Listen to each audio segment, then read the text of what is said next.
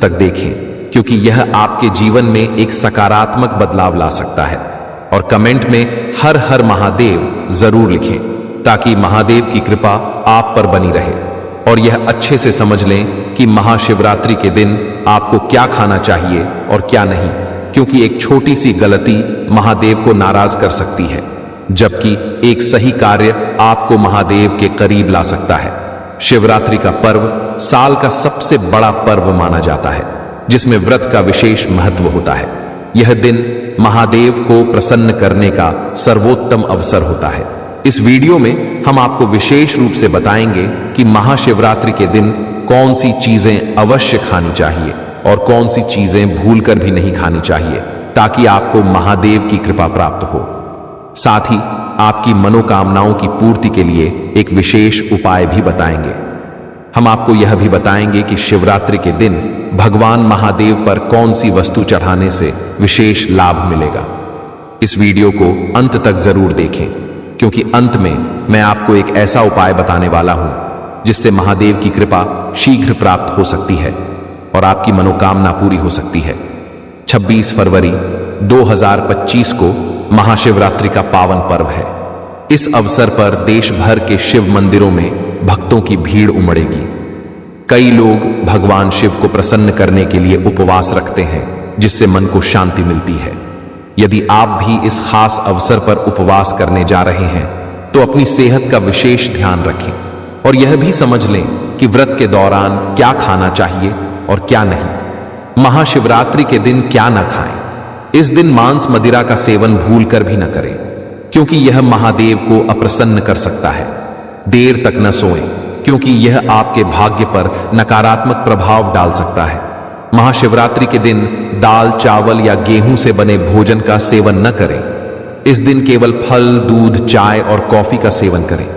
भगवान शिव को प्रसन्न करने के लिए इस दिन काले कपड़े न पहने।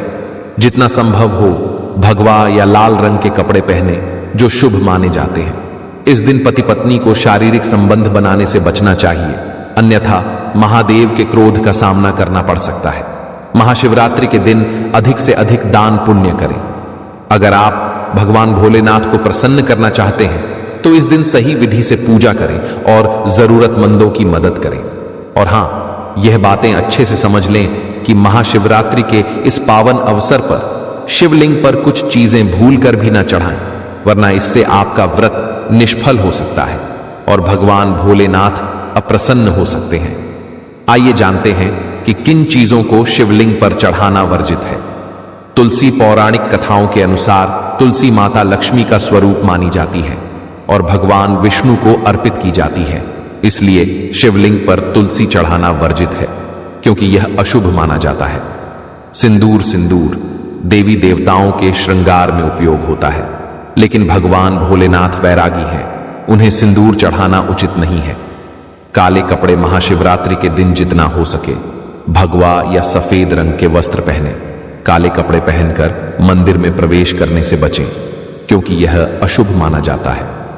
हल्दी सौभाग्य का प्रतीक मानी जाती है और इसे आमतौर पर देवी देवताओं को चढ़ाया जाता है, लेकिन भगवान शिव को यह अर्पित नहीं करनी चाहिए, क्योंकि वे सन्यासी हैं। केतकी के फूल पौराणिक कथाओं के अनुसार केतकी के फूल ने एक बार भगवान ब्रह्मा के झूठ को समर्थन दिया था। इस कारण भगवान शिव ने इस फूल को श्राप दिया और इसे शिवलिंग पर चढ़ाना निषेध कर दिया। नारियल पानी, धार्मिक मान्यता के अनुसार शिवलिंग पर नारियल पानी नहीं चढ़ाना चाहिए, क्योंकि यह शुभ नहीं माना जाता। शंख का जल, भगवान शिव ने शंखचूर्ण नामक असुर का वध किया था, जिसे विष्णु भक्त माना जाता था। इसलिए शंख का जल भगवान विष्णु की पूजा में उपयोग होता है, लेकिन शिव पूजा में नहीं। तिल, यह माना जाता है कि तिल भगवान विष्णु के शरीर के मैल से उत्पन्न हुआ था, इसलिए इसे भगवान भोलेनाथ को अर्पित नहीं करना चाहिए। टूटे हुए चावल, भगवान शिव को केवल साबुत चावल अर्पित करने का विधान है।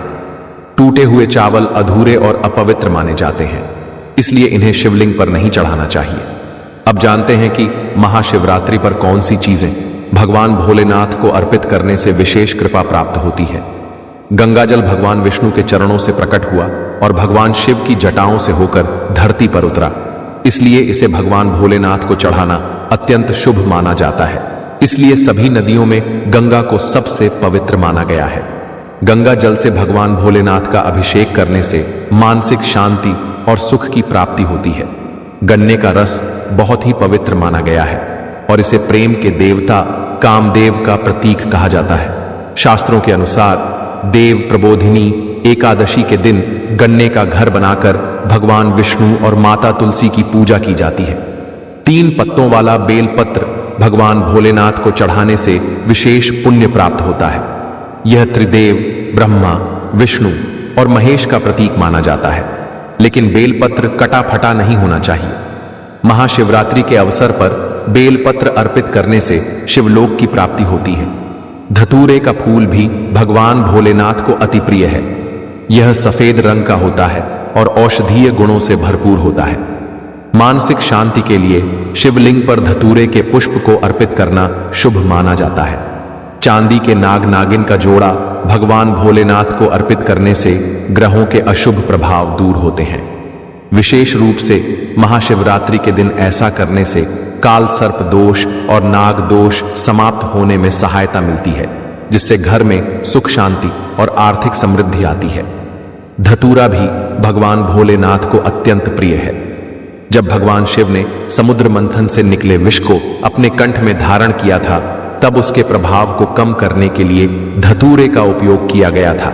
इसलिए शिवलिंग पर धतूरा चढ़ाने से शत्रुओं का भय समाप्त होता है और धन संपत्ति में वृद्धि होती है। भांग भगवान भोलेनाथ को अत्यंत प्रिय मानी गई है। जब उन्होंने हलाहल विष का पान किया था, तब उनके शरीर के प्रभाव को शांत करने के लिए देवताओं ने कई औषधियों का प्रयोग किया था, जिनमें भांग भी शामिल थी।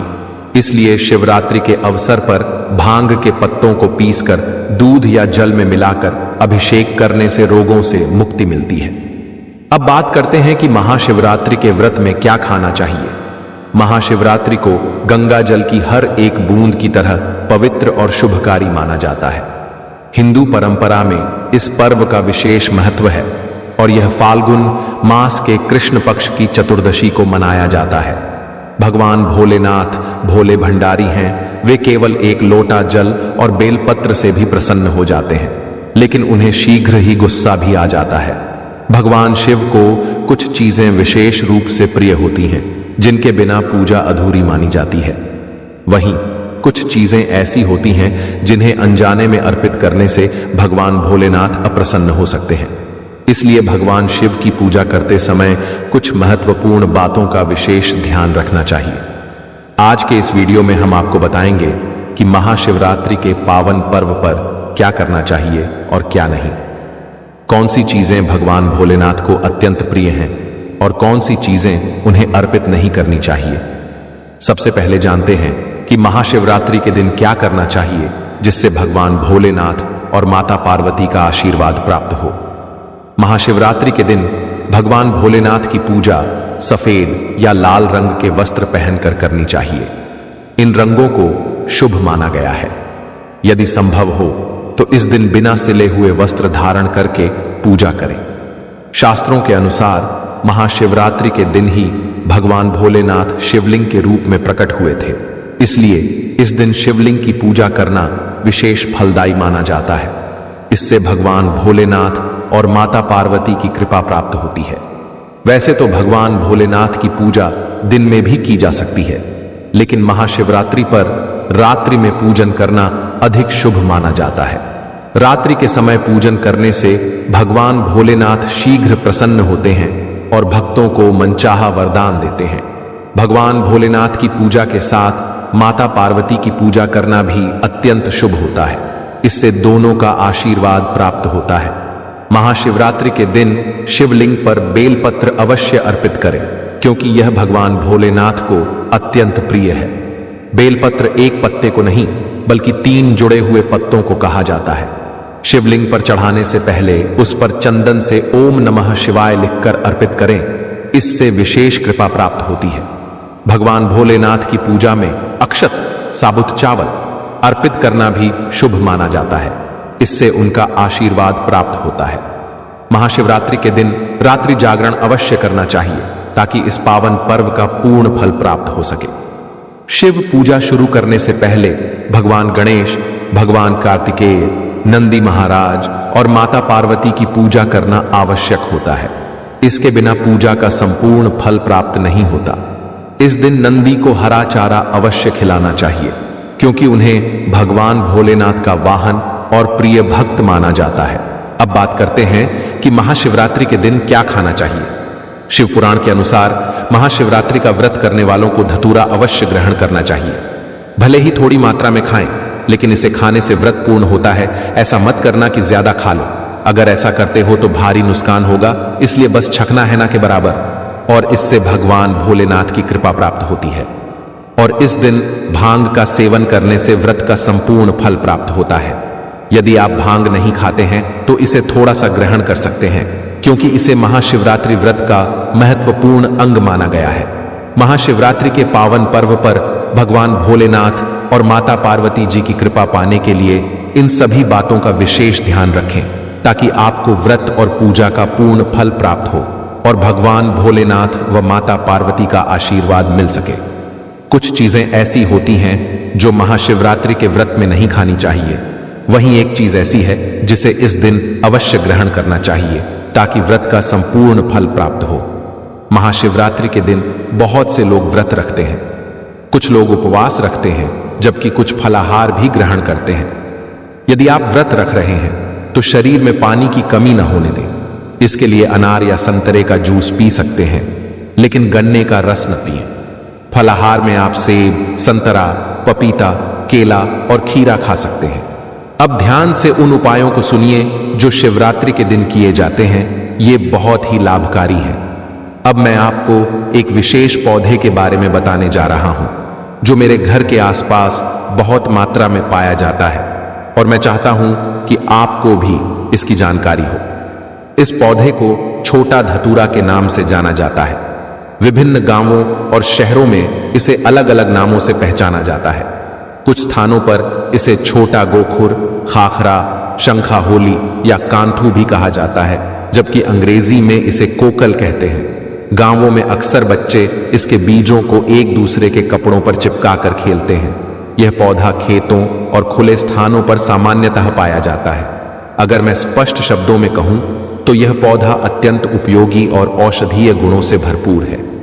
इसके बीज कांटेदार होते हैं और जनवरी-फरवरी के महीने में इनमें फल आने लगते हैं। पहले ये हरे रंग के होते हैं और धीरे धीरे भूरे रंग में बदल जाते हैं। यह पौधा बेहद औषधीय गुणों से युक्त होता है और कई प्रकार की शारीरिक समस्याओं के लिए लाभकारी है। शायद आपको पता ना हो, लेकिन यह एक अत्यंत उपयोगी जड़ी बूटी है, जिसे आयुर्वेद में अमृत तुल्य माना गया है। महाशक्तिशाली औषधीय गुणों के कारण इस जड़ी बूटी की तुलना बड़ी बड़ी दवाइयों से की जा सकती है। इसलिए इसे व्यर्थ न समझें, और यदि यह आपके आसपास उगती है तो इसे बेकार समझकर न उखाड़ें। भारत भूमि को धन्यवाद देना चाहिए कि यहाँ आज भी हर जगह औषधीय गुणों वाली जड़ी बूटियां प्राकृतिक रूप से उपलब्ध हैं, जो हमारे स्वास्थ्य के लिए अत्यंत लाभकारी हैं। और इन्हीं जड़ी बूटियों के लिए विदेशी लोग तरसते हैं कि कहीं से उन्हें यह पौधा मिल जाए। हमें ईश्वर का धन्यवाद करना चाहिए कि हम भारत की उस पवित्र भूमि में रहते हैं, जहां अमृत तुल्य औषधीय पौधे आज भी उपलब्ध हैं। दोस्तों, आप देखिएगा, एक दिन ऐसा जरूर आएगा जब हर कोई इन पेड़ पौधों को अपनाएगा, जड़ी बूटियों को अपनी जीवन शैली में शामिल करेगा और अंग्रेजी दवाइयों को छोड़कर प्राकृतिक चिकित्सा की ओर लौट आएगा। क्योंकि जड़ी बूटियों में प्राकृतिक अमृत होता है और इनमें साक्षात ईश्वर का वास माना जाता है। ज्ञानवर्धक टेल्स के माध्यम से हम हर किसी को जागरूक करने का प्रयास कर रहे हैं, ताकि लोग यह समझें कि अंग्रेजी दवाओं से बीमारी भले ही जल्दी ठीक हो जाए, लेकिन धीरे धीरे शरीर इन दवाओं पर निर्भर हो जाता है। ऐसी दवाएं शरीर की प्राकृतिक क्षमता को कमजोर कर देती हैं, जबकि प्राकृतिक औषधियों से शरीर स्वस्थ और ताकतवर बनता है। ये जड़ी बूटियां बुढ़ापे में भी जवानी जैसी ऊर्जा बनाए रखने में सहायक होती हैं। अब मैं आपको बताता हूं कि यह पौधा किन किन बीमारियों में फायदेमंद है। इसकी पत्तियों को पीसकर रस निकालें और बालों में लगाएं। इससे गंजापन दूर होता है और नए बाल उगने लगते हैं। यह बालों के लिए अमृत समान है। यदि किसी को बार बार सिर दर्द होता है तो इसके पत्तों को पीसकर 2 से 3 बूंद रस में दही मिलाकर सिर पर मालिश करें। इससे सिर दर्द में तुरंत आराम मिलेगा। मौसम बदलने पर सर्दी खांसी होना आम बात है। इसके पत्तों को छांव में सुखाकर दूध के साथ सेवन करने से सर्दी खांसी तुरंत ठीक हो जाती है। आजकल अधिकतर लोग कमजोरी की समस्या से परेशान रहते हैं क्योंकि हमारी जीवन शैली में शरीर को जरूरी पोषक तत्व नहीं मिल पाते। इसके लिए इसके पत्तों को सुखाकर चूर्ण बना लें और दूध के साथ सेवन करें। इससे शरीर की कमजोरी दूर होती है और यौन शक्ति में भी वृद्धि होती है। यह औषधि पुरुषों में कमजोरी व अन्य समस्याओं को दूर करने में भी बहुत प्रभावी सिद्ध होती है। इसका नियमित सेवन करने से शरीर को मजबूती मिलती है और ऊर्जा बनी रहती है। तो दोस्तों, आगे बढ़ने से पहले आपसे एक अनुरोध है, इस वीडियो को लाइक करें, ज्ञानवर्धक टेल्स को सब्सक्राइब करें और कमेंट बॉक्स में जय श्री राम जरूर लिखें। और चैनल ज्ञानवर्धक टेल्स को सब्सक्राइब करने से आपको रोजाना उपयोगी जानकारियां मिलती रहेंगी। अब मैं आपको इस पौधे का एक और चमत्कारी उपाय बताने जा रहा हूं। चर्म रोग होने पर इसके रस को लगाने से धीरे धीरे समस्या खत्म हो जाती है। दोस्तों, अक्सर बच्चों को फोड़े फुंसी हो जाते हैं या फिर घाव हो जाता है, तो इस पौधे की पत्तियों का पेस्ट लगाने से जल्दी आराम मिलता है। चेचक के दाग धब्बों को दूर करने के लिए भी इसका रस बहुत फायदेमंद होता है। ऐसा कहा जाता है कि यहां तक कि पुराने घाव और नासूर भी इससे ठीक हो सकते हैं। अब जानते हैं कि बालों के लिए इसका तेल कैसे बनाया जाए। आप जो भी तेल इस्तेमाल करते हैं, जैसे नारियल तेल या सरसों का तेल, उसमें इस पौधे के रस को मिला लें और अपने बालों में लगाएं। सबसे पहले छोटे गोखुर की कुछ पत्तियां लें और इन्हें तेल में डालकर अच्छी तरह गर्म करें। फिर इस तेल को छानकर हर रोज अपने सिर की मालिश करें। इससे बाल मजबूत, घने और काले बने रहेंगे और समय से पहले सफेद नहीं होंगे। अगर आपके घुटनों में दर्द रहता है तो इस पौधे की जड़ को धूप में अच्छी तरह सुखा लें और फिर इसे सरसों के तेल में मिलाकर मालिश करें। लगातार 3 महीने तक यह उपाय करने से घुटनों का दर्द बहुत हद तक कम हो जाएगा। अगर आपके घर में कोई ऐसा व्यक्ति है जिसे जोड़ों में दर्द रहता है तो इस पौधे की पत्तियों को सरसों के तेल में गर्म करके दर्द वाली जगह पर लगाएं। सिर्फ 1 महीने में ही दर्द पूरी तरह से ठीक हो जाएगा। अगर आपके घर में रोज लड़ाई झगड़े होते हैं, परिवार के लोग आपस में ठीक से बात नहीं करते हैं, तो शास्त्रों के अनुसार इस पौधे की पत्तियों को 11 दिन तक अपने घर की अलमारी में रखें और फिर किसी बहती नदी में प्रवाहित कर दें। ऐसा करने से घर की सारी नकारात्मक ऊर्जा दूर हो जाती है और वहां सकारात्मकता का वास होने लगता है। जिस घर में सकारात्मक ऊर्जा होती है वहां देवी देवताओं का आशीर्वाद बना रहता है। अगर आपको बुरे सपने आते हैं, बेचैनी महसूस होती है या लगता है कि कोई नकारात्मक शक्ति आसपास है, तो इस पौधे की जड़ को अपने सोने वाले गद्दे के नीचे रख दें। यह छोटा सा उपाय करने से सारी नकारात्मक शक्तियां दूर हो जाएंगी और आप पूरी तरह सुरक्षित महसूस करेंगे। पुराने समय में आर्षि मुनि भी इस उपाय को अपनाने की सलाह देते थे। दोस्तों, एक व्यक्ति की पूरी जिंदगी उसके सपनों का घर बनाने में लग जाती है, लेकिन कई बार अनजाने में लोग ऐसी जगह घर बना लेते हैं जहां पहले से नकारात्मक ऊर्जा का प्रभाव होता है। इससे जीवन भर परेशानियों का सामना करना पड़ सकता है। अगर आप चाहते हैं कि आपका घर हमेशा सुरक्षित रहे, तो जब घर की नींव रखी जा रही हो, उस समय इस पौधे की 11 पत्तियों को वहां रख दें। ऐसा करने से आपके घर पर कभी भी कोई नकारात्मक शक्ति प्रभाव नहीं डालेगी और आपका परिवार सुख शांति से रहेगा। तो यह थी आज की जानकारी। अगर आपको यह वीडियो पसंद आई हो तो इसे लाइक करें और